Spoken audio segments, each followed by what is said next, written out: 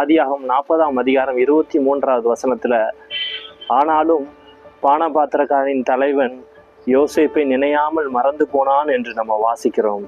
சில மனிதர்களுக்கு நீங்க எவ்வளவோ காரியத்துல உதவி செஞ்சிருக்கலாம், உறவுகளுக்கு. ஆனாலும் அவங்க ஒரு நல்ல நிலைமைக்கு வந்த பிறகு உங்களுக்கு உதவி செய்யலைனாலும் பரவாயில்ல, ஆனா பார்த்தும் பார்க்காம போவாங்க. உங்களை மறந்துட்ட மாதிரி அப்படியே தள்ளி போவாங்க.